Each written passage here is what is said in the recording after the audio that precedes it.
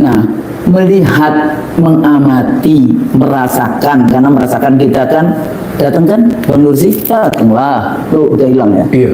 Datang ke TPS kayak gitu. Walaupun sebetulnya di dalam video yang sebelumnya kita melihat kita juga menyampaikan bagaimana penyelenggaraan pemilu yang saya sebut sebagai the liberal Machiavellian election, pemilu terbuka tapi penuh dengan tipu muslihat, atau the fabricated election. Nah, kalau kita membongkar apa yang terjadi kemarin, itu sebetulnya bukan kalau orang Jawa itu ujuk-ujuk kemarin, enggak, ini rentetan yang sudah panjang, bukan kemarin sore saja kayak gitu ya, dari mulai ingin memperpanjang sampai tahun masa jabatan sampai tahun 2027, 3 periode, akhirnya anaknya dengan MK, dan ketua MK udah balik lagi menjadi ketua MK belum? Baru diusulkan. Bukan, baru mengajukan gugatan. Oh, ada gugatan ya. Putusan. Putusan selalu kan? Bukan, baru sekedar putus gugatan, terus ada putusan tidak selah. tahu putusan akhirnya gimana, belum ketahuan. Tapi ada putusan selah. Iya. Ya, jadi itu. Nah, kembali lagi kalau kita bongkar, kita mau melihat dari mana? Penyelenggaranya, rezim. Jadi kalau kita lihat di dalam konteks itu kan penyelenggara. Rezim yang berkuasa kebetulan dia bisa dikatakan sebagai bapaknya kayak gitu ya. Ini bikin kuat sebetulnya raja, tapi rajanya ditambahin raja palsu gitu ya, karena raja yang sesungguhnya kan di Jogja, di ini gitu ya. Nah, ini kan anak raja, anak istana kayak gitu yang jadi calon wakil presiden 02. Nah, kemudian dilihat dari aparatus negara. Jadi kalau kita lihat bagaimana peran aparatus negara dulu zaman saya menjadi anggota KPU, bagaimana polisi, tentara, BIN itu KPU memang tidak mau yang namanya terlibat ngurusin mereka. Anggarannya juga kita tidak mau terlibat ngurusin. Tapi kita mengatakan jangan sampai mengintervensi KPU, kayak gitu ya.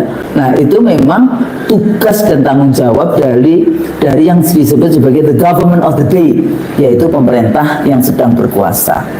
Terus kemudian yang ketiga, kemudian bagaimana aparatus ini bekerja sampai tingkat polsek, kayak gitu ya. Jadi artinya sampai tingkat desa. Kemudian birokrasi, anggaran, APBN, APBD, dan bagaimana mereka sampai pada level yang paling bawah juga dengan kebijakan-kebijakan populis ya, dengan kebijakan-kebijakan yang mengarahkan, bahkan membaginya seperti itu adalah pembagian yang nanti baru kita bahas tentang bagaimana media, bagaimana kemudian kalau kita bahas tentang lembaga-lembaga survei, jadi proses penggiringan opini, ataukah itu sebagai the plebiscite of democracy yang akhirnya sebetulnya hijack. Jadi sebetulnya bagi saya dari tahun 2004 saya selalu 2004 nggak terlalu laku sebetulnya, karena ada IT KPU yang jauh lebih dahsyat, karena hari pertama saja data Pilpres 2 ya, atau Pilpres 1, hari pertama saja kita sudah punya data sampai 265 ribuan TPS.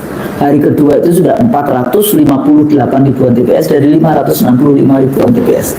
Sehingga data quick count yang 1719 TPS menjadi nggak laku, karena KPU, lembaga yang dibentuk oleh konstitusi, bisa delivery pekerjaannya yang memberikan informasi. Jadi sudah masuk infotainment juga, ada informasinya, ada entertainmentnya melalui IT KPU, dan yang mengisinya itu adalah aktivis-aktivis mahasiswa dari mulai HMI, IMM, PM3, Himabudi, IPNU, BEM dari Uncen sampai Syahkuala, jadi terlibat 54.900-an aktivis mahasiswa yang terlibat menjaga suara rakyat aman sampai di KPU.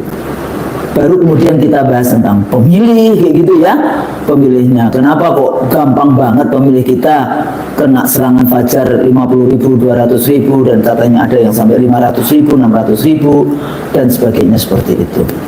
Nah, bagaimana kita membongkar mulai dari sebelum pemilunya, kemudian hari H, voters turnout-nya, dan nanti kita lihat kenapa IT KPU yang sebetulnya di 2004 itu kita di kecamatan PPK ya, desainnya kita di PPK karena di PPK itulah terjadi banyak transaksi, maka IT KPU-nya ditaruh di PPK. Yang kedua karena teknis, masalah listrik, masalah jaringan teleponnya, jaringan data dan sebagainya itu belum, ya harusnya sekarang lebih canggih karena itu 20 tahun yang lalu. 20 tahun yang lalu alhamdulillah sukses. Kenapa hari ini kok jadi seperti ini? Tapi tidak ada yang namanya server itu milik asing, tidak ada. Kita bikin sendiri namanya data center dan disaster recovery centers dengan waktu itu 64 Itanium server, yang di Indonesia cuma ada 3. Satu di Tokyo, Bank of Tokyo, yang 2 di KPU. Nah, jadi kita bikin seperti itu yang transparansi dan akuntabilitas. Nah, hari ini kalau kita mulai, apa sebetulnya Bang yang terjadi? Baru siang terus kemudian deklarasi. Jadi kalau di 2004 dulu SBY misalnya ya, deklarasi ini terutama di putaran 2 atas dasar data KPU yang sudah 358 ribuan TPS dari 565 ribuan TPS, dan KPU memberikan data itu kepada semua pasangan calon. Jadi kita secara berkala kita kasih itu data-data perkembangan hasil dari yang dimiliki oleh KPU kepada pasangan calon presiden dan wakil, semua dikasih. Nah, sampai kemudian waktu itu seringkali yang Golkar kayak gitu, wah kayaknya IT-nya KPU lebih canggih dibandingkan websitenya Golkar, websitenya yang lain dan sebagainya seperti itu. Nah, jadi Bang, kalau kita bongkar apanya sebetulnya yang terjadi di kita, walaupun sebetulnya kita kan juga udah tahu, kita kan sebetulnya udah tahu yang namanya desain gitu ya, mereka wa makaru gitu kan, wa makarullah. Nah, cuma mereka nggak memasukkan wa makarullah, wallahu khairul makirinnya itu enggak kayak gitu. Jadi kita bongkar, bongkar ini supaya paling tidak what can I do, what can we do, apa yang harus dilakukan oleh para elit bangsa kita. Masa sudah tahun 99 kita, 98 kita reformasi, yang dulu merasa bagian reformasi sekarang juga KKN juga dan sebagainya seperti itu.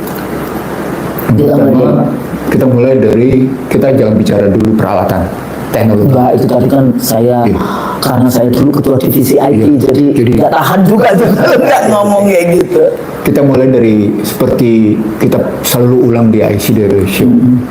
Kita bicaranya sistemnya dulu. Ya, sistem pilpres. Sistem pilpres. Kita pilpres aja dulu, nggak usah pilek, pakai pilek juga. Pilpres aja dulu. Pilpres aja dulu. Oke. Ini kan dasarnya karena 6A ayat 2. Iya. Undang Dasar 2002. Ya. Partai politik, presiden diusulkan oleh satu partai politik atau gabungan partai partai politik untuk dipilih secara langsung dalam pemilu, kan gitu. Ya. Jadi kata kuncinya adalah soal pemilihan langsung. Ya. Kata kuncinya sistem pemilihan langsung. Kalau pakai istilah Husnul atau pakai istilah akademik, dia popular vote, ya kan? Ya. Ternyata sesungguhnya popular vote bukan hanya di Indonesia masalah. Seluruh dunia yang menggunakan modal popular vote pasti bermasalah. Dan mereka pikir Amerika popular vote. No. Amerika itu pakai electoral college. Ya, electoral college. Ya kan. The winner takes all. Padahal sudah 250 tahun itu mereka beri. Bahasa lainnya itu berarti pasal 6 ayat 2 atau Undang-Undang Dasar 2002 sebagai Undang-Undang Dasar 45 yang diamandemen memang bermasalah. Dan karena kita perlu memperbaiki atau kita perlu kembali. Kenapa? Karena ini bertentangan dengan sila keempat. Musyawarah. kerakyatan Perwakilan. yang dipimpin oleh hikmah kebijaksanaan dalam permusyawaratan perwakilan.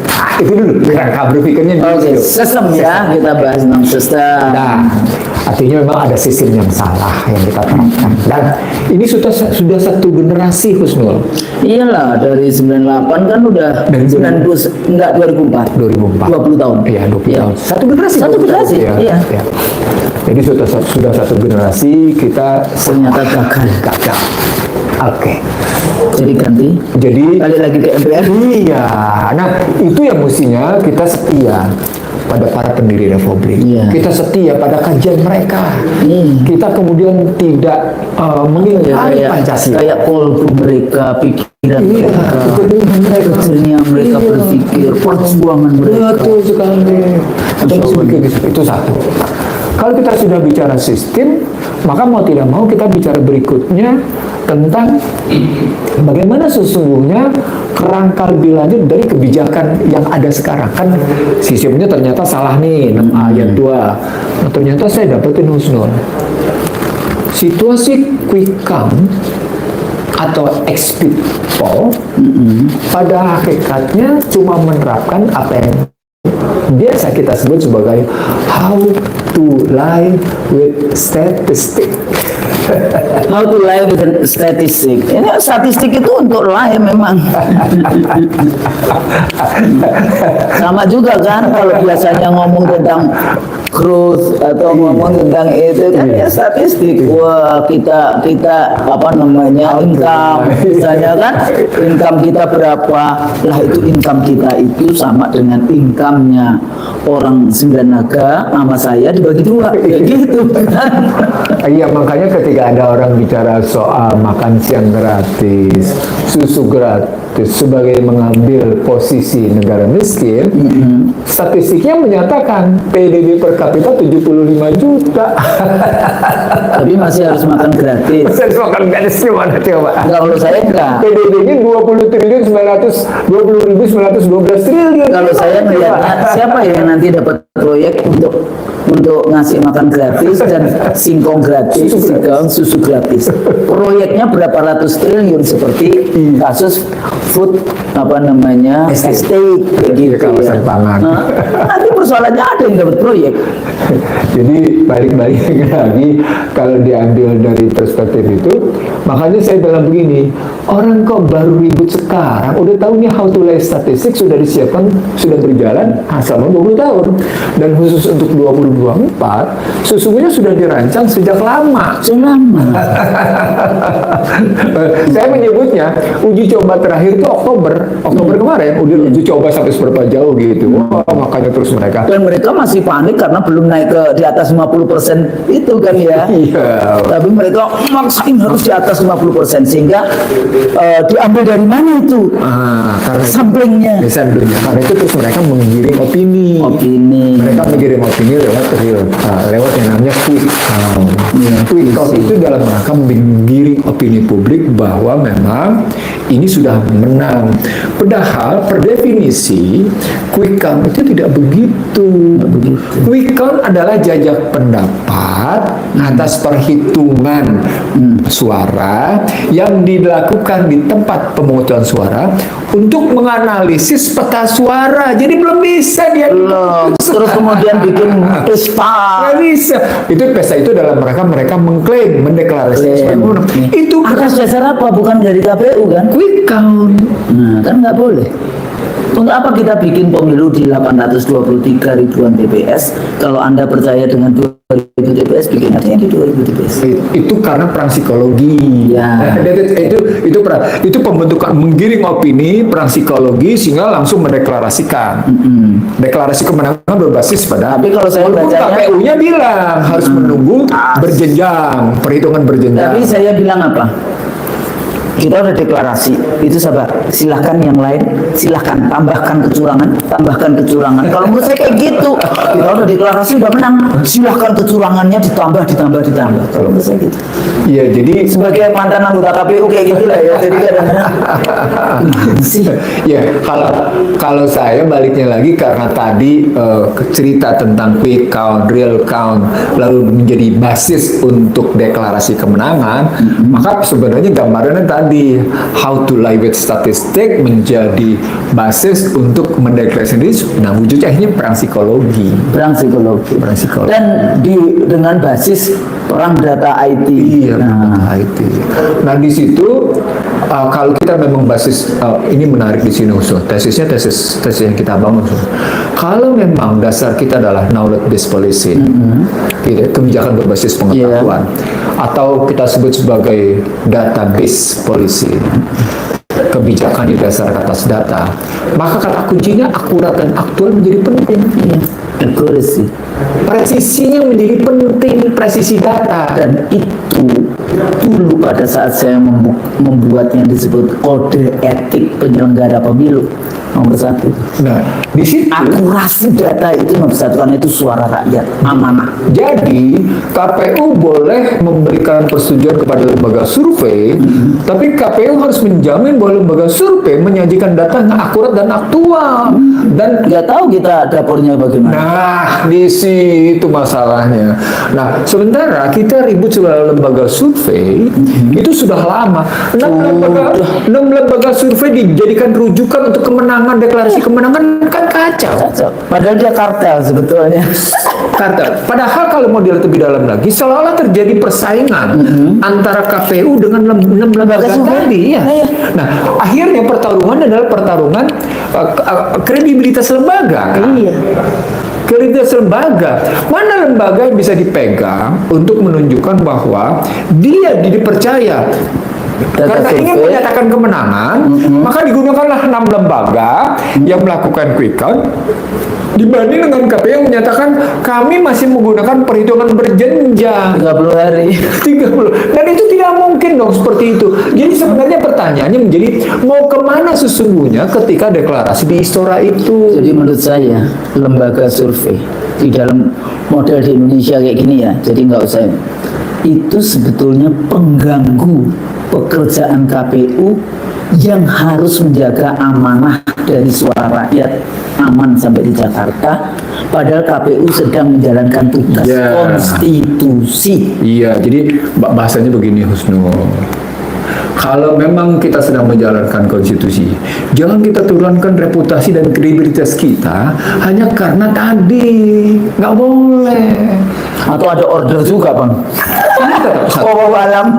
Apalagi kemudian peserta pemilunya mendayagunakan satu situasi yang reputasinya, kredibilitasnya, sesungguhnya masyarakat sudah memunculkan sebuah sikap distrust. Kan gitu. Iya, sudah distrust. Sudah Apa dulu waktu distrust. itu disobedient? Iya, distrust dulu. Distrust dulu, Terus disorder. baru disobedient. Nah, coba kalau ini diteruskan, apa memang kemudian tidak melahirkan disorder terus disobedient? Sudah disorder sebetulnya. Nah, itu berantakannya sekarang. Sekarang maka semua masyarakat ramai-ramai berkontribusi bahwa pemilu itu curang. Semua berkontribusi pemilu ini curang, pemilu ini curang, pemilu curang. Dengan Saya punya berbagai data macam. buahnya, Iya. bagaimana angka 40 sekian jadi 700 sekian jadi 900. Padahal yang namanya kertas itu C1 itu hanya 300 paling tinggi, tapi ada angka 700, ada angka Ada angka 886, padahal cuma dapat 86. Nah, Coba bayangkan. 086, nolnya dikat sehingga jadi 886. Padahal satu itu nggak boleh lebih dari 300. 300. Gimana coba? Nggak bisa diubah. Iya. Coba gimana coba? Dikoreksi itu nggak bisa. Gimana coba? Jadi akhirnya paslon 1 yang dapat 120-an sekian kalah dengan angka 886. Saya juga baca itu 086 menjadi 886 karena nolnya itu dipotong di tengah. Ada lagi temuan yang lain di tempat lain. Dia tinggi dapatnya, tapi di tempat situ jadi ambruk dan si yang lain pasangan yang lain dinilai sedemikian rupa. Ini C1 berubah dengan apa yang terjadi tayangan. Nah, ketika kita mau terjadi perbedaan di sisrekap KPU, saya mendapatkan informasi menarik, Husnul. Ini ternyata kalau tadi Husnul bicara tentang server gitu ya, ini servernya ternyata ISP-nya, ya. Di Cina. Bukan. Apa? Di Singapura. Alibaba.com Singapore E-commerce Private Limited. Sesuatu yang begitu pentingnya untuk apa kayak gitu, padahal kita sudah 20 tahun lalu kita punya server sendiri loh. Data center KPU dan Disaster Recovery Center DC dan DAC-nya itu milik KPU sendiri. KPU bangun sendiri. Ini saya bacain ya. Saya bacain ya Husnul ya. Sirekap web.kpu.go.id ya. Udah, itu Sirekap. Jadi sistem rekapitulasi. Oke. IP address 170.33.13.55. Hostname 170.33.13.55. IP rank 170.33.12.0 dash 170.33.15.255 CDR. ISP-nya Alibaba.com Singapore E-commerce Private Limited. Organisasi Itu Bang yang selalu saya katakan, menjadi anggota KPU itu nggak bisa sembarangan juga. Dia juga punya knowledge nggak tentang kedaulatan, tentang kedaulatan politik, tentang yang kayak gitu-gitu. Nah kalau kemudian ya ini liberal juga ya berarti ya. Iya. Iyalah ini sampai IP address-nya jelas sekali, servernya di mana, country Singapura. Walaupun ada yang ngomong, oh iya kalau bikin sendiri mahal, enggak. Saya pernah bikin semuanya cuma 395 miliar. Wih, Sandi Indonesia aja punya server. Oh kita dulu 64 Itanium server dengan 16 robotic tape, 16 terabyte robotic tape backup gitu ya. Jadi mereka backup sendiri dan sebagainya seperti itu. Punya kita masih ada itu di KPU. Jadi Alibaba Cloud yang dipakai di sini. Kacau sih. Dan katanya lebih jelek dibandingkan pinjol. Loh, karena itu kemarin keluhannya kami di hijack jutaan sampai Iya. Wah, ngomong. Lu nggak ngerti gitu kan? Jadi lagi-lagi buat apa anggaran sampai 70-an triliun itu gitu. Berapa? 76 76 kan? Saya dulu cuma 7,2 triliun, 3 kali pemilu juga. Jadi oke. Itu satu. Nah, dari mulai perhitungan C1 ke atas sampai dengan mereka gitu. Jadi yang kedua tadi soal, yang pertama sistem, yang kedua soal IT-nya, soal how to leverage statistiknya, baru kemudian ke IT-nya, sekarang yang ketiga, yang keempat. Kalau kita sudah tahu modelnya begini gitu ya, lalu semua pihak menyatakan ini satu putaran karena berdasarkan quick count kan gitu. Quick Kan yang tadi didesain sebagai sebuah keputusan. Saya kita dengar ada presiden nggak tahu dari negara mana kayak gitu ya, yang mengatakan dia ikut cawe-cawe. Ini ya, kembali dong ke videonya IC dan Yusuf Dan tidak netral. kampanye. Iya. Jadi artinya ketika masuk ke dalam suasana satu putaran, mereka ingin membenarkan tesa bahwa kemenangan mereka 50+1 satu putaran. Nah, menariknya mereka tetap mendasarkan diri pada yang namanya quick count dan real count. Begini caranya kalau kayak gitu. Kita sesuaikan dulu dengan aturannya. Ya. KPU ngikut real count atau quick count, atau kemudian KPU tunduk pada aturan? Itu pertanyaan besarnya. KPU tunduk pada konstitusi dan undang-undang. Atau sekedar rekayasa teknologi? Itu maksud saya pertanyaannya. KPU kayaknya nggak ngerti. Jadi politik IT saya dulu kan dihujat juga kan, saya bilang saya memang tidak. Anda bukan hanya sekedar dihujat, bahkan termasuk disebut-sebut sebagai koruptor tapi tidak terbukti. Jadi disebutkan bahwa gitu ya IT bla bla bla bla. Saya bilang saya memang tidak kuliah IT, tapi saya sebagai ketua divisi IT KPU penghitungan suara dan data pemilih, database penduduk dan pemilih berkelanjutan, saya tahu politik IT. Nah, itu tadi nggak akan saya kasih server ke Alibaba karena saya tahu politik IT. Gitu kan? Sebetulnya di situ. Masalahnya begini Husnul, IT itu tidak bisa bikin apa-apa tanpa brandware. Brandware-nya itu di Husnul gitu. IT itu nggak bisa kerja tanpa brandware. Mereka memang punya perangkat keras, perangkat lunak, tapi isi perangkat lunak itu brandware-nya. Jadi gitu. Jadi jangan kalau sekarang kan kita pakai apa itu yang Apaan? 5, 4 apa itu namanya? Revolusi. Industrial 4.0 misalnya. 4.0, 5.0. Pakai ChatGPT, pakai AI gitu supaya kelihatan. Pakai IoT, Internet of Things segala, terus pakai. Boleh belajar, tapi yang penting itu adalah SDM kita. Anda pendidikannya seperti apa? Kalau kemudian dipaksa memilih dengan 20.000, 50.000, bagaimana?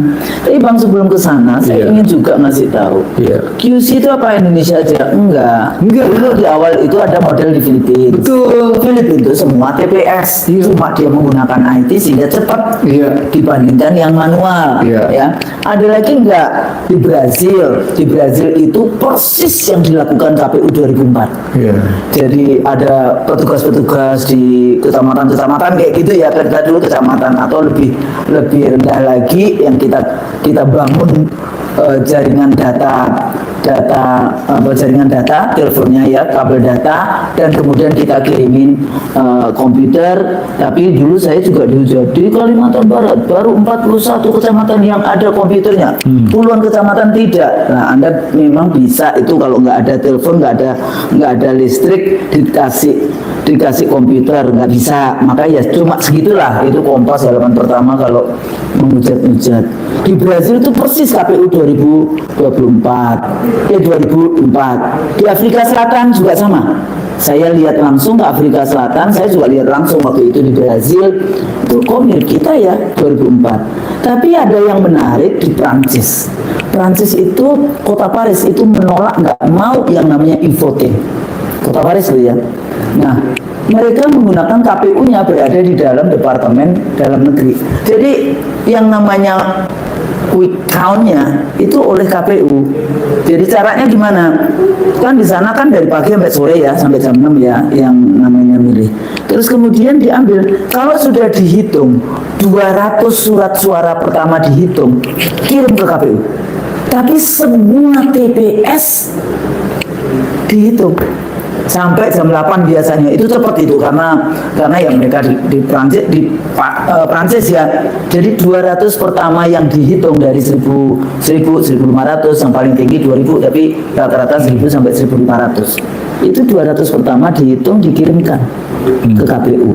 Baru nanti KPU breaking news kira-kira jam 8 dari hasil quick count-nya KPU yang semua orang tahu bahwa semua TPS itu dihitung, bukan cuma 2000 TPS, semua TPS se-negara itu dihitung, tapi hanya 200 hitungan pertama.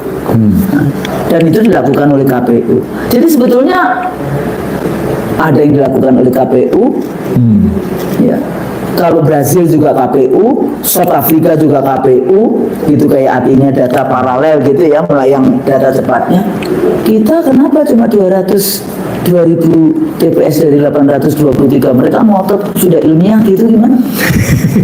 Ini juga mereka bilang nih, real count KPU pukul 20, Prabowo tetap pimpin suara 56,51%. Wah, ini real count, bukan lagi bicara QC, bukan lagi quick count. Berapa 44% ya yang sudah masuk? Ya, sudah masuk di situ. Jadi mereka tapi begitu. Jumlahnya berapa, Pak?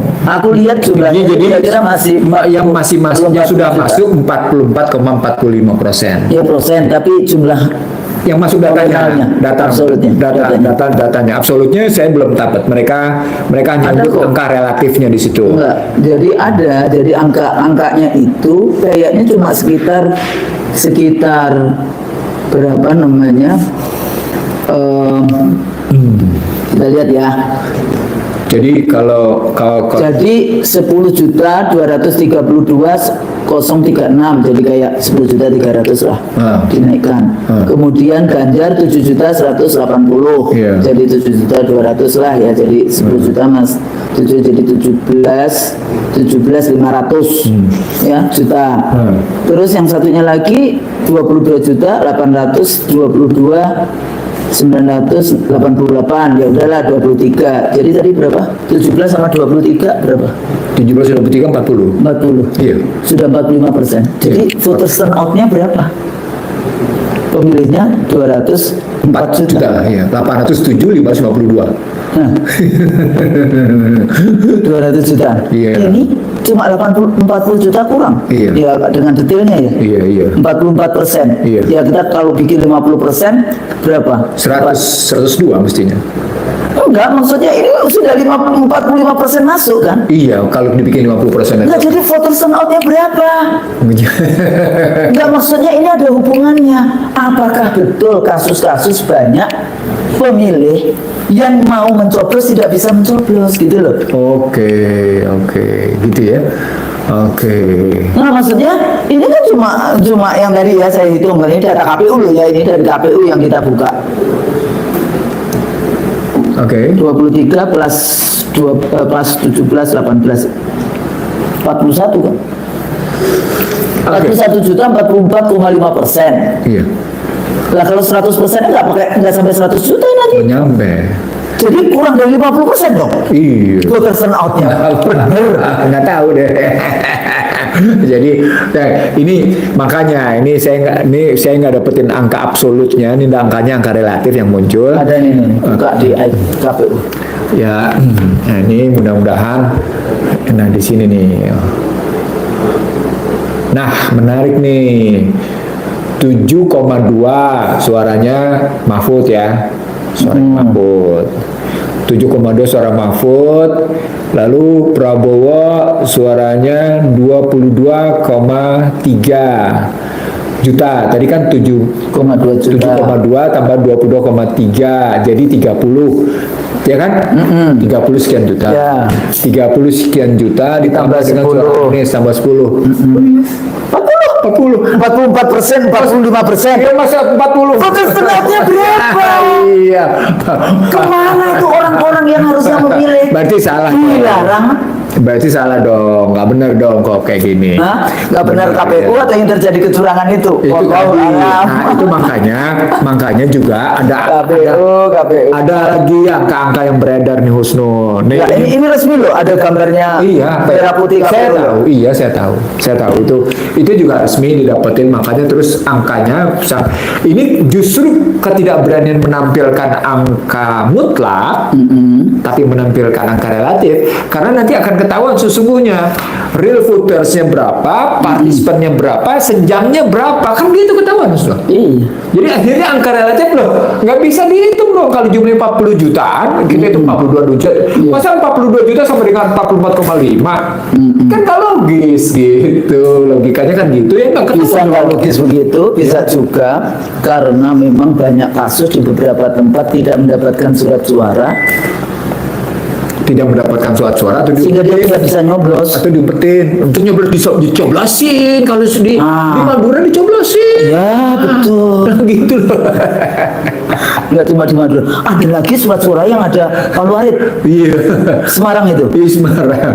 Jadi kalau kita lihat terus gitu ya, oh ini problemnya pembuktian tentang kecurangan marak gitu ya. Sekarang pertanyaan berikutnya, apakah Anda akan tetap mengklaim Anda menang satu putaran dengan kecurangan yang diketahui oleh publik kayak gitu? Sepertinya mereka Sudah yakin kan? Sudah gelap. Sudah gelap. Maka saya bilangnya begini Husnul, tesis saya menjadi begini tesis saya. Kalaupun Anda tetap menang berbasis pada legalitas quick atau real count yang KPU. muncul, maka Anda tetap melahirkan apa yang disebut dengan distrust tadi. Distrust yang terakumulasi, dia bukan sekedar, dia langsung shortcut to the disobedient. Dia dampaknya bukan lagi sekedar disobedient naik di political riot. Nah, ketemu tuh tesisnya tentang bangsa terbelah. Di situ ketemu tesisnya tentang national tragedy, perhara bangsa. Political unrest. Iya, political unrest, social riot. Social right. Political riot jadi jatuhnya. Itu saya mengatakan begini, baik 01 atau 02 dengan model kayak gini, dia akan tetap berujung pada posisi political riot sih kalau kayak gini caranya. Political unrest. Karena Political KPM unrest. sendiri juga nggak ada yang namanya cepat tanggap koreksi. Saya masih ingat dulu. Bukan, sebenarnya poin besarnya adalah KPU sendiri punya beban etik wanita emas, beban etik soal penghitungan suara perempuan, beban etik pendaftaran Gibran. Itu semuanya beban etik. Itu menunjukkan bahwa seluruh keputusan muncul itu tanpa etika. Sementara paslonnya juga beban Tanpa etik dari etika. pamanku, gitu kan. Jadi MK. jadi penyelenggara begitu, peserta begitu, repot nggak? Gitu. Nah, Dan pada saat yang sama, yang paling saya sedih adalah begitu teganya rakyat kemudian dipakai untuk melegitimasi dengan uang-uang receh seperti itu untuk kemenangan-kemenangan yang seperti itu. jadi baliknya lagi, kalau punya sikap tega atau tidak tega, tapi rujuknya adalah yang penting gua menang, etika itu soal nomor 2. Ini pengalaman segala cara dong. Iya, Machiavellian election. Kan saya sudah ngomong itu. Tapi bukan berarti ini cuma di 2019 juga begitu. Iya, makanya saya bilang tadi sebelum tadi kita talk show, kita sebut tadi, ini sebenarnya mengulang. Cuma aktornya yang dulu di oposisi, Iya. sekarang dia sudah bahagia Iya. dengan menjadi. Iya, jadi ini mengulang. Nggak, sesungguhnya dari segi modal kecurangan, Ya ada yang gitu-gitulah. baru. Nggak ada yang baru. Nggak ada yang Dalam baru. konteks ini nggak ada yang baru. Dulu juga C1 Plano juga kayak gitu. Sama. Iya. Nggak ada yang belajar. DPT gitu ya. fiktifnya juga sama. DPT fiktifnya banyak. Sama gitu. Sampai KTP tercecer di mana-mana. KPTP berkarung-karung Berkarung-karung jatuh tercecer. juga ada sekarang. TKA dikasih IKTP Nah, juga ada. gitu ya. Jadi sebetulnya nggak ada yang baru. Nggak ada yang baru. Nah, dari Mestinya kan berpikir ya. Iya, jadi artinya begini. Saya kira ini bukan cuma ada motif tertentu, berarti ada misi tertentu di balik kecurangan ini. Ada misi yang tidak dicapai lewat kemenangan ini. Persoalan pokoknya apakah misi bangsa atau misi pihak luar gitu. Yang ada ya misi korporasi kong kali kong. Apa itu yang kita sering sebut unholy alliances. Iya, yang menarik gini, Bandar yang menarik gini, saya secara nggak sengaja gimana? ketemu teman-teman dari korporasi. Saya kira mereka berbaik hati sama saya gitu, masih tetap hangat. Tapi saya kaget mereka ambil jarak loh. Oh ya? Iya. Padahal di IC Trinusur semuanya isunya adalah academic license ya, Iya, gitu. jadi bisa dipakai di 01, bisa dipakai 02, bisa di 03, gitu. Karena kita policy Iya, kan, kita- tapi iya. policy based knowledge. Iya, knowledge based policy. Knowledge based policy. Jadi beda betul gitu. Jadi saya terkejut juga, teman-teman gue yang di korporasi gede-gede ini ngambil jarak rupanya ya. Rupanya. Tapi saya percaya sih di Al-Quran kan selalu dibilang, ya kan, yang baik akan berkumpul dengan Ini baik. mudah-mudahan kita termasuk yang baik. Insya Allah, amin. Insya Allah, amin. karena Allah. Nah, jadi kita sudah bicarakan tadi soal sistem, soal how to lie with statistik, ya kan? Lalu berikutnya soal Live with statistik, lalu berikutnya soal penggiringan opini. iya, soal kemudian IT-nya, kayak gimana, lalu soal bentuk-bentuk kecurangannya, Alibaba segala macam gitu. Nah, yang terakhir di sini, apa yang mau dicapai dengan kecurangan itu? Misi apa dengan kecurangan itu? Gitu. Ini apa namanya, nepotismenya itu dinasti. Gini Husnul, saya belajar tentang kemuliaan dan keagungan kekuasaan. Filsafat nih jatuhnya. Al-Quran juga. Ya kita, iyalah pastilah. Ali Imran 26. Iya, begitu. Oke, betul. Dan di 28 ya tahu, Ya. jangan pernah memilih pemimpin yang kafir. Ngutipnya 26, saya ngutipnya 28 langsung. Iya. 27-nya itu juga kekuatan Allah yang siang dan malam. Jadi kalau kita bicaranya perspektifnya apa yang kita mau capai dalam kekuasaan? Ya apa ya? Ya apa sebenarnya yang mau dicapai? Apakah memang materi? Bukan. Pertanyaannya begini. Apakah Anda tidak terpikir dalam benak Anda, terpikir dalam kalbu Anda bahwa kekuasaan yang tidak berbasis pada kepercayaan publik, yang tidak berbasis pada moral publik, Dan itu akan runtuh. yang tidak berbasis pada etika publik, bukan sekedar turun, Husnul. Endingnya nggak bagus. Runtuh. Terhina. Itu makanya Joko Widodo disebut oleh The Economist awalnya memberikan angin segar, akhirnya memberikan bau busuk. Ada itu tulisannya saya juga berarti. The Economist kamunya begitu gimana coba? Awalnya memberi angin segar, penutupnya memberikan bau busuk, itu kan nggak bagus begitu. Itu yang saya bilang, sorry to say, omongan saya di 2014 sudah kayak gitu, Husnul. Hati-hati loh, Anda terakhir bisa terhina loh saya bilang. Jadi kenyataan. Anda mau lihat bisa buka tuh rekam jejak digital saya tuh. Saya ngomong begitu dan di mana-mana. Hati-hati loh, Anda terakhir akan terhina kalau caranya kayak gini. Mengakhiri jabatan dengan Tapi dalam konteks global politik, Bang, ya. ini kan bagian sebetulnya yang penguasa-penguasa boneka yang dibangun oleh hegemoni global. Ya ini yang selalu saya bilang ini false truth. Di dalam false truth itu selalu terjadi deception, selalu terjadi hiding the truth gitu ya, penyembunyian kebenaran, penyesatan kebenaran gitu ya.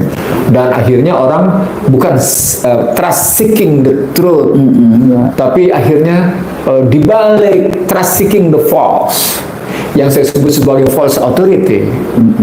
Ujungnya gitu. Nah karena statusnya false authority baik pada eksekutif maupun legislatif, ya pada yudikatif ujungnya adalah false certainty, Husnul. Itu problem besarnya. Kalau orang sudah sampai pada 3 komponen, 3 lembaga muncul sudah dalam perspektif false authority, false certainty, dan masyarakat sudah masing-masing berkecamuk, tidak lagi dalam posisi peaceful harmony, tidak lagi dalam posisi gotong royong kerjasama sosialnya, kerjasama sosialnya baik. Maka yang terjadi itu dari social distrust. Jadi di lingkungan masyarakat dia tidak utuh, tidak peaceful harmony, dia selalu terbelah-belah gitu posisinya. Sementara pada eksekutif, legislatif, dan yudikatif dia melahirkan yang kita sebut sebagai false authority dan false authority. Apa dampaknya? Tadi terbilah habis. Saya ingat tesisnya John SMB, tribalism itu. Jatuhnya begini nih, jatuhnya jadi begini nih. Nanti makan sesama. Bahkan sesama ujungnya. Ini loh, ini saya juga ya, rupanya mereka dulu sudah kampanye untuk sampai ke sini, Husnul. Jauh loh, mereka sudah enggak sampai ini bagaimana nggak bisa ini akhirnya mempersiapkan anaknya lah yang bisa masih tetap. Di situ saya tidak percaya, Husnul, bahwa yang namanya dokumen akademik yang mereka munculkan bukan dokumen politik. Jadi saya selalu punya standar untuk melihat ini, is it the real academic document or is it the real political document? Dokumen. Iya, Jadi itu. it's not scientific. No, not scientific, tapi itu. mau apa istilahnya kalau di dalam gitu manifesto. Ini manifesto. Itu yang terjadi pada Rosto kan, manifesto. Iya. Manifesto. Rosto. Dia bikin judulnya manifesto. Manifesto. Makanya saya bilang itu bukan teori pembangunan 5 langkah, 5 tahap. Itu yang saya bilang. Ini kalau begitu sesungguhnya bukan dokumen akademik, ini dokumen politik. Apalagi muncul ke Paul Samuelson.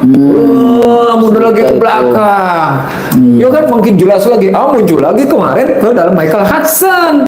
Dia ideology of economic, ideologi ekonomi gitu. Makin kelihatan lagi. Oh, pertarungannya begini toh. Sampai akhirnya terbuka terakhir tentang Angus Nathan. Welcome to the land of inequality. Selamat datang di tanah ketimpangan.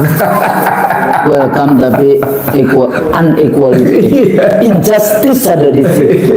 Jadi sebetulnya negara kita hari ini kondisinya seperti apa? Nah, itu maksud saya. Jadi kalau Anda menang dalam rangka tadi tidak menghadirkan Ras trust seeking the truth, Trust seeking the truth seeking the trust, kebenaran yang menjangkau kepercayaan yang Jadi menjangkau biasanya kebenaran. nanti akan menutup jadi ini kan illegitimate, jadi nggak Legitimasi, ya. legitimasinya kan tidak legitimate kayak gitu ya.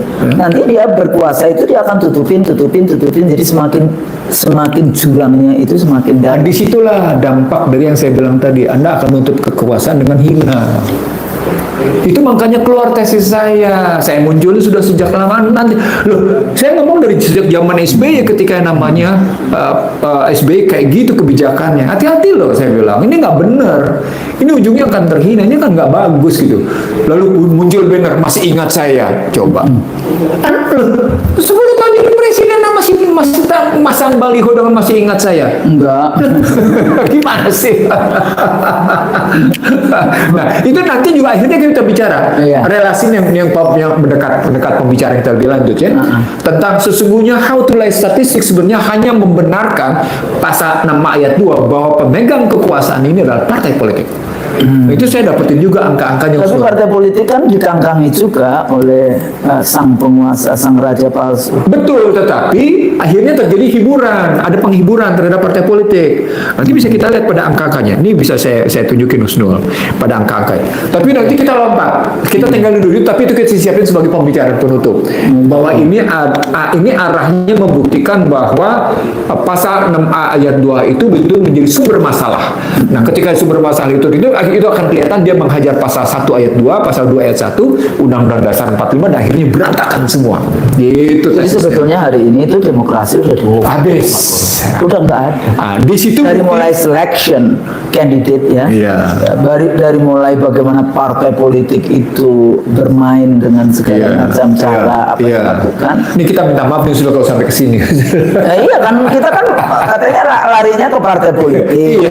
Tapi kalau kita ngomongin KPU aja kan nggak enak juga. Nah, kan peserta Akan pemilu. masalahnya. Kan bicara peserta pemilu. Kan penyelenggara pemilunya KPU, peserta pemilunya Dan adalah saya partai dulu politik. zamannya 2004-2005 itu saya sudah mengatakan Panwaslu aja nggak perlu kan dulu kan ad hoc kemudian dijadikan Bawaslu tetap tapi masih belum ada undangnya. Sekarang Bawaslu-nya itu tetap dan dikasih kewenangan. Kalau sebelumnya nggak dikasih kewenangan dengan dana yang besar. Tahu nggak 2 hari sebelum pemilu kan Presiden menaikkan tungkinya Bawaslu. Untuk apa itu? Tunjangan kinerja. Iya. Tukin. Kalau Anda mau ngambil aspek psikologis atau mau ngambil apa? Ayo masa 2 hari sebelum pemilu terus tukinnya dinaikkan? Pak, maksudnya pertanyaan punya motif nggak? Aku nggak mau ngomong kayak gitu. Coba tahu kan gimana sih kayak gitu? Punya motif. Kan mak-mak yang ngomong ini. Iya, enggak, pertanyaan ini kan punya motif apa sih gitu. Ada sih motifnya. Kita Apa sih tahu kan. motifnya gitu loh. Kalau pakai ingsunnya apa sih? Niat ingsunnya apa Itu sih? dikasih apa namanya permen. Iya. Gula-gula. Ya, kalau mau konkretnya bukan suap, itu kan penghargaan. Tapi kerja. saya teringat cerita tentang Raffles The Java. Ke Java. Bagaimana cara menghargai keluarga kerajaan dengan cara memberikan hadiah sampai akhirnya dengan mudah mendudukan kerajaan. Dikasih peti, dikasih hadiah. Itu teorinya Raffles tentang mendudukan dengan mudah, bagaimana mudahnya mendudukan raja-raja di Nusantara khususnya di Jawa. Gampang, kalau nggak bisa rajanya istrinya, kalau nggak istrinya anaknya, kalau nggak anaknya pamannya, kalau pokoknya kasih aja hadiah terus aja gitu, tunduk dengan sendirinya. Tanpa harus perang. Nah, begitu Raffles bikin tesis. Sama. Jadi begitu mudah menundukkan perasaan manusia, begitu mudah menundukkan hati manusia, sepanjang kita sudah bisa berebut hatinya. Dan cara berebut hatinya adalah kasih hadiah. Oke. Terus jadi apa nih yang harus dilakukan? Apa masih ada hope? Kan saya selalu pakai hope kayak gitu kan? Sebelum sampai ke situ, Husnul, saya mau ngomong dulu nih tentang pembuktian tadi, tentang partai-partai yang saya bilang tadi itu. Dia sesungguhnya menggambarkan struktur yang menarik, Husnul. Ini dia nih, Husnul. Ini ya. Ini perkiraan perolehan suara, perkiraan statusnya. Ya. Perkiraan perolehan suara, kalau tadi kita sudah bicara tentang bagaimana paslon presiden itu harus tetap punya sikap mempertemukan antara legalitas dan legitimasi, kan gitu kan ya? Ya. Kuadrannya Kalau adalah politik karena kuadrannya adalah legalitas dan legitimasi, gitu ya. Maka sekarang kita ambil sebagai peserta pemilu juga pada partai politik ini dengan angka untuk membuktikan bahwa tesis nomor 2, how to lie statistik ini sebenarnya sedang mengobati para partai. Ya, menarik di sini. itu berarti partainya dibayar, dikasih. Nih Nih Husnul. How to lie with statistik nih Husnul. Oke. PDIP pada 2014 mencapai 18,9. Pada 2019 mencapai 19,3. Supaya PDIP tetap menjadi partai the leaders, maka PDIP diperkirakan mencapai 18. Turun dia. Turun dong dari 19. Turun ya, turun. Padahal kalau dia ambil sebagai partai pemenang, partai perkuasa, tidak mungkin dia menurun. Tidak mungkin menurun.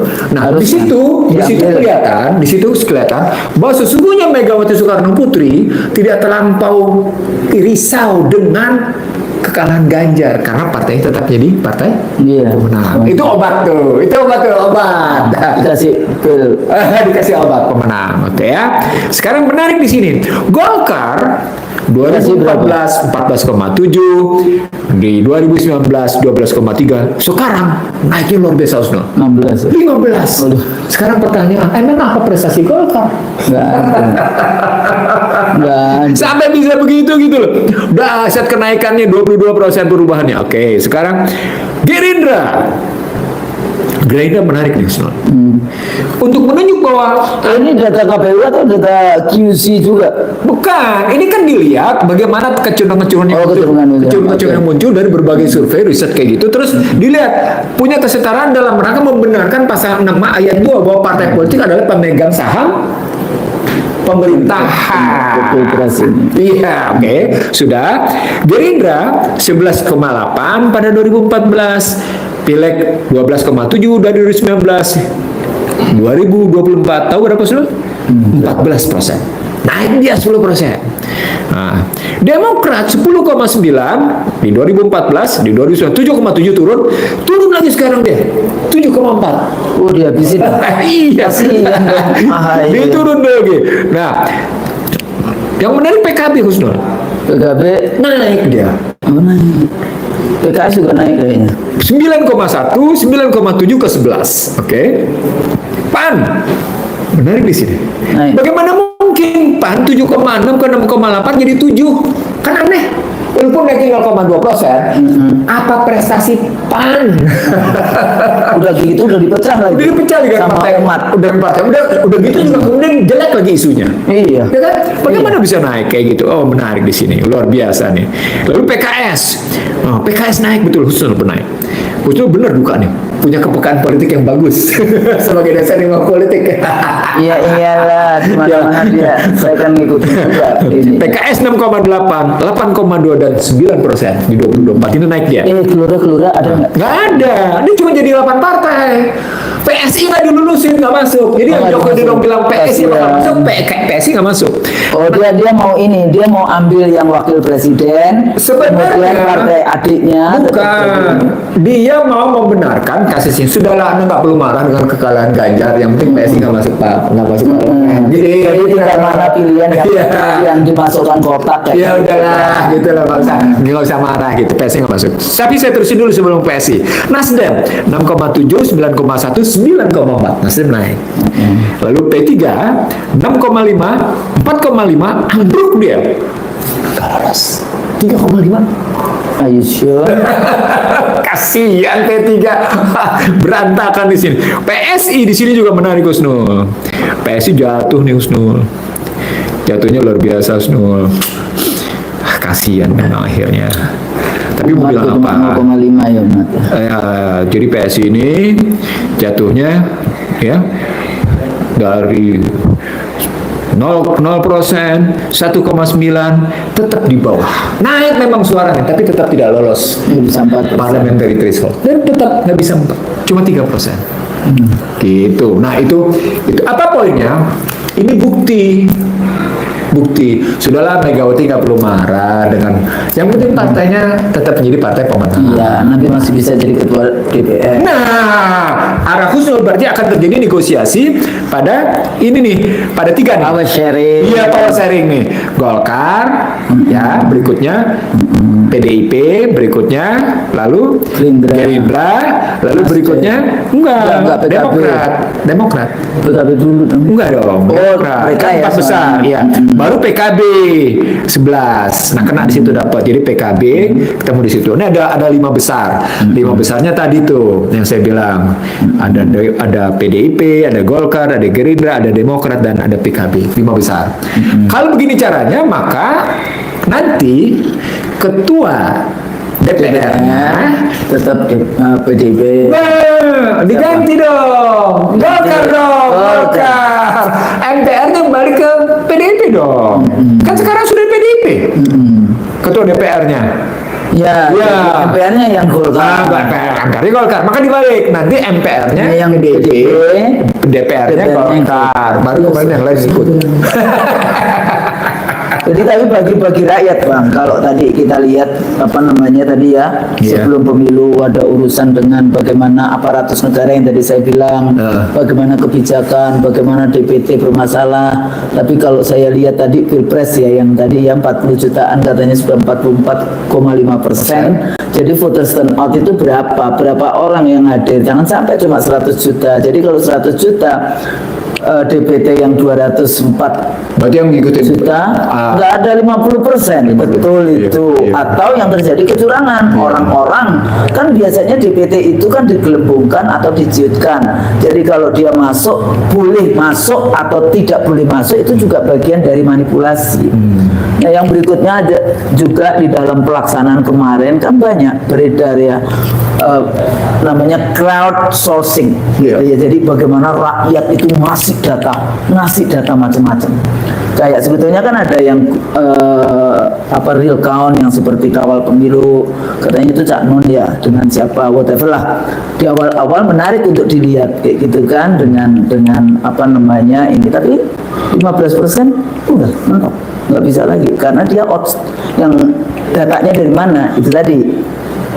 Crowdsourcing istilahnya ya, jadi sumbernya dari crowd kayak gitu, bukan yang dibuat.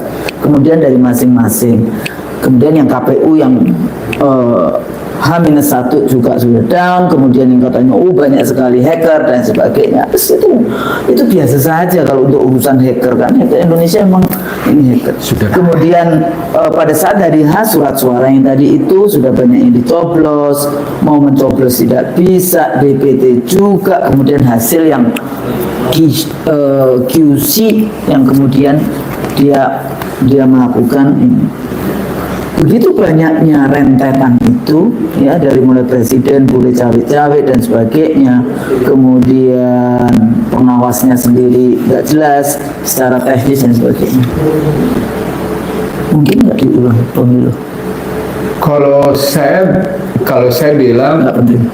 bukan soal penting atau tidak penting. Kalau saya bilang tidak mungkin satu putaran. Ya. Untuk sekedar ini pakai, tentu ada 2. Jadi bukan nggak diulang, tapi sekarang menjaga, silahkan masyarakat menjaga suara C1 di masing-masing TPS. Coba menjadi pemimpin yang arif bijaksana. Ya. Permintaannya. Kalau menjadi pemimpin yang arif bijaksana, maka jangan bikin satu putaran. Masuklah putaran kedua. Iya, itu yang saya bilang nggak beres. Jadi kita bikin 2 putaran, tapi putaran kedua dilakukan betul-betul dengan jurdil. Bukan soal damai. Kan kita sudah ngomong Iya. bahwa prinsip pemilu bukan damai. Karena kalau damai, mari kita dengan damai kita curangi. Iya. Mari kita dengan damai kita Iya. bayar-bayar Iya. politik. Iya. Mari kita damai kita pindah-pindahkan suaranya. Iya. Kayak itu loh Bang. Kalau abang naik mobil terus ketemu Pak Pol, Iya. damai aja Pak Polisi. Iya. Langgar lalu lintas, Iya. damai aja, damai aja. Iya. Jadi bukan damai, itu salah itu prinsip itu. Iya. Prinsipnya adalah free and fair, Iya. bebas dan jujur. Kalau di Indonesia, luber, jurdil. Iya. Konstitusi itu, Iya betul. Tapi kita mintanya jurdil. jurdil. Soal langsung umum bebas itu Itu urusan lah. itu bisa diatur berikutnya. Tapi jurdil dulu deh. Jurdil. Dan jurdil tidak dimulai dari mana-mana. Dimulai dari kolbu. Dimulai Iman. Dari iman dan takwa kita. Dimulai dari diri sendiri. Itulah. Kalau pemimpinnya suka menipu, kalau pemimpinnya suka dengan kebohongan, kalau pemimpinnya suka melakukan penyesatan atas kebijakan, nggak akan ada kejujuran. Apalagi Nggak ada basisnya liberalisme. Kalau basisnya liberalisme, pasti yang terjadi paling tidak 3 yang saya bilang. Ini kajiannya kajian luar nih. Liberalism is mental disorder. Ngeri nggak? Dan coba? kita banyak mental disorder hari ini. Mental disorder itu satu tuh. Jadi yang harusnya belum bisa jadi, wah ini mental disordernya kepingin jadi. Jadi ada lagi yang kedua, liberalism is not committed, gitu ya, is not committed to the peaceful and harmony. Gak ada liberalisme itu kemudian menjadi damai dan harmoni. Justru nggak ada. Karena liberalism, market center paradigm, Iya. paradigma pasar itu apa ya? Greedy, kemudian kekuatan yang kuat, Iya. itu rakus Iya. mengambil semuanya Iya, serakah. di dalam kondisi serakah. Iya, Dalam serakah. konteks Iya, greedy tadi serakah. Greedy, serakah. Nah itu tadi karena liberalism is mental greedy, mental serakah. Dan sebetulnya kita kan selalu ngomong, oh iya udah Amerika, enggak, itu bukan ini. Kita dalam IC terus sudah banyak kita bahas. Berkali-kali. Itu gagal. Iya. Jadi Jadi pemilu kayak gini, ini juga populisme sebetulnya gagal. Anda bisa bayangkan, ya kita dikasih hak untuk memilih. Tapi apakah kemudian kita bisa membedakan antara yang pantas untuk dipilih? Nah, ketika pantas untuk dipilih kan berarti ada indikator. Ada dong. Indikator pertamanya soal moral dan etika tuh. Pantasan kok. Etik, Kepantasan. etik, Kompetensi. knowledge, Iya, knowledge kompetensi. about. Kompetensi. Anda paham nggak? Kemudian track recordnya seperti apa? Iya. Punya nggak yang namanya rekam-rekam jejak Jejak, seperti iya. apa? Jadi bukan instan. Nggak mungkin. Saya mau masuk partai ini 2 hari saya bisa jadi ketua umum nggak bisa. Saya mau masuk ikutan Pak Presiden karena Nah, Mahkamah karena Konstitusi bapakku, izinkan. karena bapakku kayak gitu kan. Iya. Itu namanya KKN. Lepas apakah itu KKN atau bukan KKN, Mbok ya ada cermin. Ada cermin karena kita sudah tahu problematiknya moral. Atau kita turunin deh problematiknya etika. Pelanggaran etika berat. Dan itu sudah diputuskan beberapa lama. Kalau dia melanggar etika, MK. Iya. Itu DKPP. DKPP. Kayak gitu coba. Artinya kalau sampai satu dianggap sebagai pemenang satu putaran, ya, dua dianggap sebagai pemenang satu putaran. Basisnya adalah pelanggaran etika. Ya, jadi kok seperti kayak apa ya? Kayak nggak sabar. Apa? Ya memang melanggar etik nggak pantas saja. Nah. Ya, jadi KPU harus menjaga. Anda sudah dikasih 76 triliun Iya. untuk menyelenggarakan 3 kali dengan pilkada provinsi, pilkada kabupaten kota. Itu uang rakyat, bukan uangnya presiden, bukan uangnya DPR. Itu uang rakyat. Untuk apa? Menjaga suara rakyat. Jadi dulu yang saya sampaikan kayak gitu ya. Saya takut juga Bang dulu gimana nanti hisab saya di akhirat ya kalau dulu 155 jutaan pemilihnya gitu. Gimana saya? Jadi kita bikin ITKPU, bikin dan sebagainya, alhamdulillah kayak gitu ya. Pertama kali kita punya database dan sebagainya. Ada nggak pemilih yang diulang? Ada Bang. Tapi dulu itu bukan TSM. Jadi misalnya Azaitun itu berapa TPS, puluhan TPS sih. Itu Wiranto 300 lainnya 0. Kon jadi ini isu kan, langsung kita turunkan dari ITKPU, terus kita minta KPU provinsi untuk mengecek apa yang sesungguhnya terjadi di lapangan. Jadi kayak gitu loh, kita lihat, kita awasi, Bu CM, ini, langsung kita komunikasi dengan ini, terus kemudian bikin berita acara, kita turunkan datanya dari Jakarta, kemudian diputuskan pemilu diulang. Di Batam itu ada 26 TPS karena ditengarai ada masalah ini cepat kemudian diulang. Jadi sebetulnya KPU itu nggak nungguin terus nggak mengerti apa nih. Jadi quick jadi kayak cepet gitu, sergap cepet, solutif kayak gitu kalau ada masalah. Saya bilang gini sama Husnul, ini kan KPU menjadi sandaran banyak pihak kan. Artinya bebannya berat. Kalau mesinnya bagus, bannya bagus, seluruh komponennya bagus, maka kendaraan KPU bisa lancar. Tapi bayangkan ketika pengemudinya punya beban etika. Sebagus apapun kendaraan itu tidak akan pernah bisa lancar, Husnul. Jadi ada dua beban, Husnul. Beban pertama, KPU sebagai sebuah lembaga, KPU sebagai sebuah kendaraan, dia tidak akan mendeliver political trust. Karena itu jadi beban, jadi kayak berada di itu political baggage istilahnya ya. Iya. Maka political baggage boleh, kalau saya bilang burden politik. Burden politik, political burden gitu ya. Jadi beban politik itu dia bukan cuma sekedar pada kendaraannya, tapi juga pada pengemudinya dan pada penumpangnya. Jadi problematiknya ya kendaraan kita nggak tahu kan. Saya selalu mengatakan bahwa manipulasi teori-teori ilmu politik manipulatif election, why election fail dan sebagainya itu mulainya juga rekrutmen penyelenggara pemilu. Nah, ketika dimulai dengan kan dari kemarin juga kita ngomongin begitu. Nah, ketika kita tahu bahwa problemnya rekrutmen, maka pertanyaan pokoknya siapa yang menjadi filternya, siapa yang merekrutnya. Jadi jangan saling merekrut orang-orang itu dong. Yang iyalah gitu loh. Siapa yang masukin mereka gitu loh. Mencari kerja soalnya. Nah, sebenarnya yang mencari kerja bukan hanya mereka, Husnul. Yang pasang-pasang baliho di situ juga cari kerja. Mencari kerja, iya. Jadi anggota DPR, DPRD, termasuk wakil presiden cari kerja. Soalnya kalau nggak punya kuasa, bisnis saya dihabisin.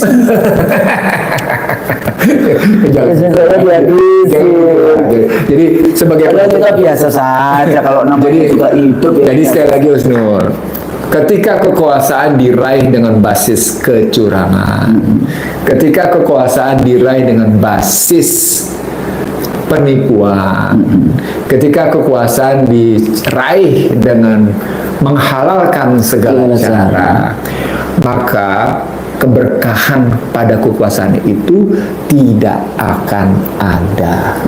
Hukum Allah akan berjalan dengan sendirinya. Dan itu dibuktikan pada Joko Widodo lewat kalimatnya The Economist. Dia datang dengan angin segar dan ditutup dengan bau busuk.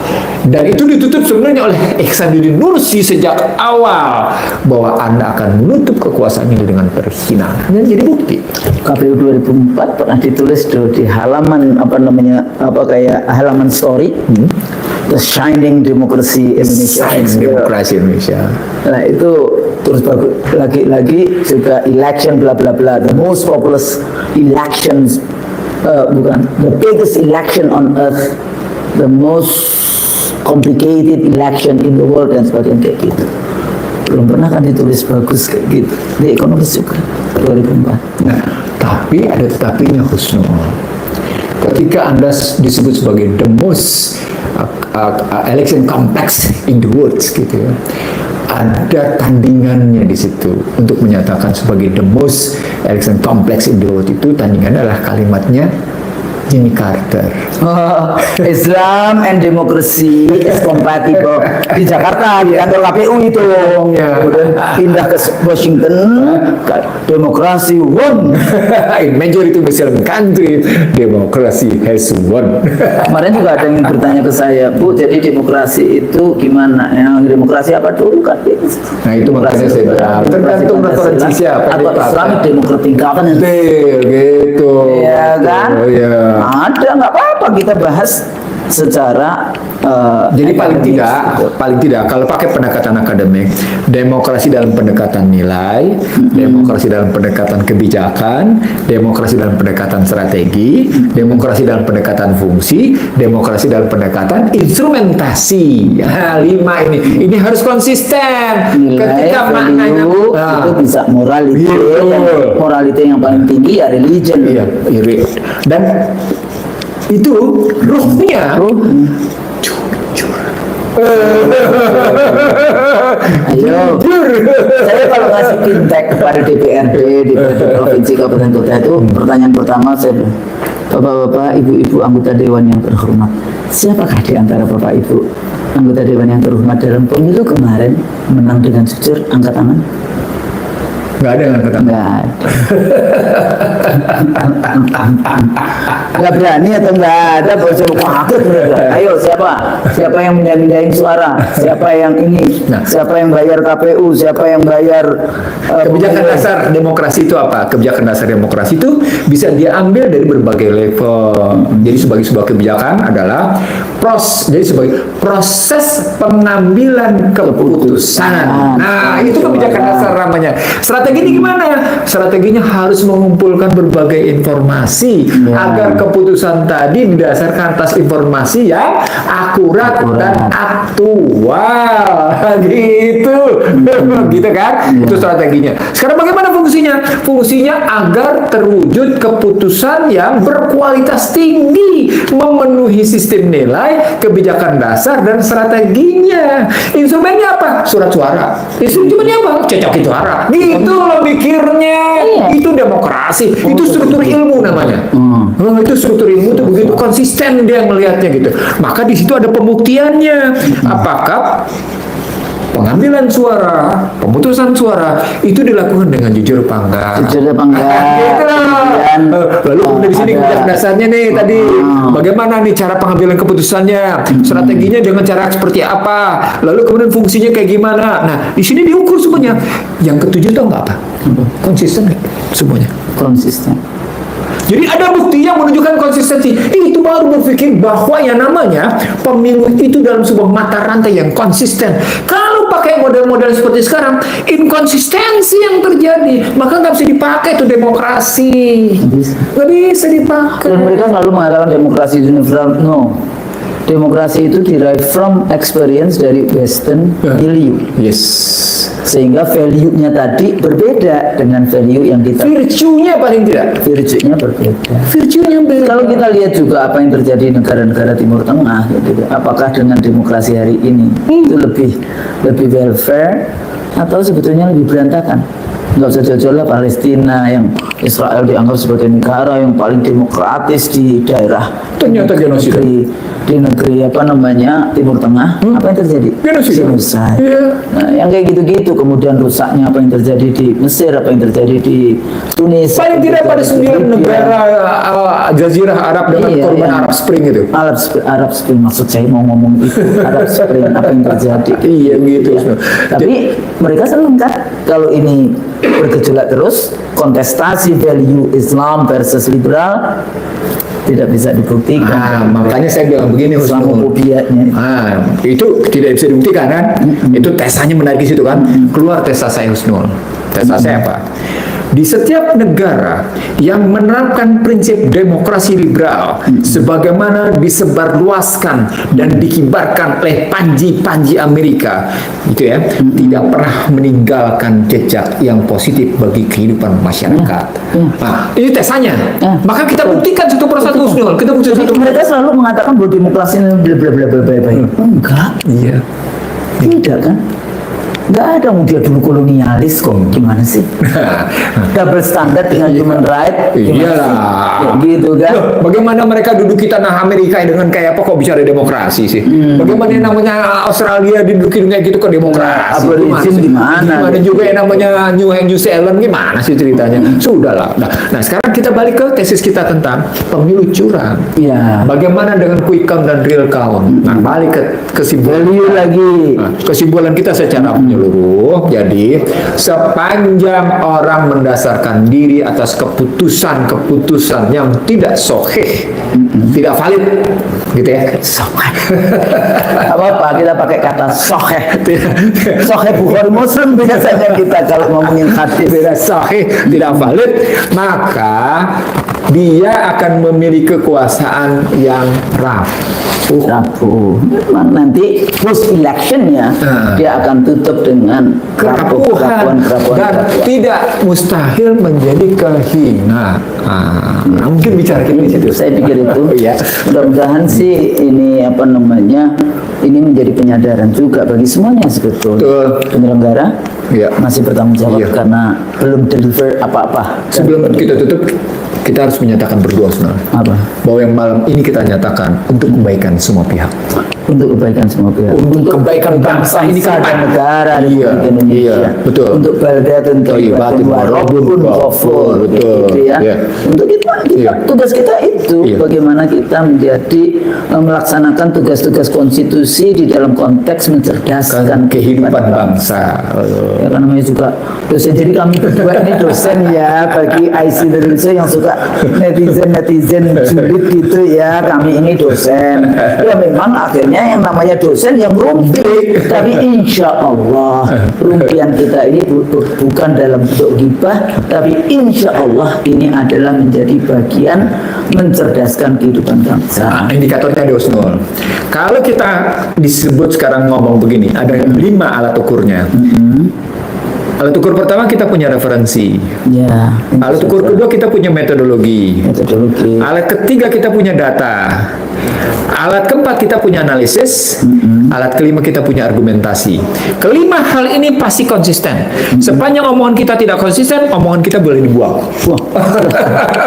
Tapi insya Allah, Itu rumusnya, Husnul. iya, insya Allah kita memberikan pembelajaran. Betul, iya. Memang nggak mudah. Kita punya YouTube yang 1 jam rata-rata Iya. kayak gitu ya. Iya. Tapi insya Allah kita bukan karena fitnah viewer, bukan Iya. karena fitnah subscriber, Iya. tapi keinginan niat ibadah kita untuk Berbagi, masih diberi umur oleh Allah melakukan wa mimma razaqnahum yunfikun. yunfiqun. Cuma rezekinya bukan rezeki uang kita bagi, yang kita infakkan. Nggak usah takut.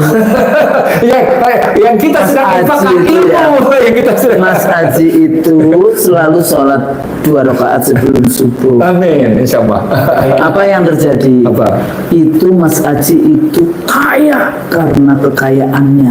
Karena sholat qobliyah subuh itu sama dengan lebih indah dibandingkan bumi dan seisinya. Iya. Jadi apa kita nggak kaya sebetulnya? Nah, ilmu yang sedikit itulah yang kita Kita bagi. bagikan. Iya, betul. Mudah-mudahan apa yang kita bahas hari ini berguna. Amin. Ya, insya Allah kalau kemudian Ada salah. yang berpuasa janganlah greedy. Iya. Kembalikanlah kalau yang curang-curang itu diulang sehingga nanti bisa kemudian lebih baik dengan dua putaran kayak gitu ya. Kalau nggak sampai 50% kan 2 putaran. Ada pepatah yang ingin saya sampaikan. Apa? Jangan tutup kekuasaan itu dengan kehinaan. Jangan tutup kekuasaan itu dengan kehinaan ya. Jadi kekuasaan itu bisa dimuliakan oleh Allah Iya. dan bisa juga Dihinakan. oleh Iya, Allah. betul. Mau pilih yang mana? Iya, betul. Kayak gitu kan? Iya. Itu pilihan. Tapi kalau orang tidak beriman itu kan, kalau aku banyak maksiat itu katanya kolbu kita itu maksiat sedikit ditutup hitam. Nauzubillah min dzalik. Terus akhirnya nggak bisa membedakan antara nilai yang No. batil dan nilai yang Enggak, Ustaz. Kalbu tidak pernah berhenti membisikkan kebenaran. Oh iya, maksudnya. Persoalan pokoknya adalah apakah bisikan itu mampu didengar. ya. Ya itu tadi karena ketutup maksudnya bukan iya, karena iya. kolbunya ini Iya. karena ditutup dengan Iya. maksiat Iya, itu. iya. Nauzubillah min dzalik. Mudah-mudahan apa yang kita sampaikan bermanfaat. Kalau kita salah Mohon maaf. mohon dimaaf. Lahir batin. Nasrun minallah wa fathun qarib. Wassalamualaikum warahmatullahi wabarakatuh. Waalaikumsalam warahmatullahi wabarakatuh.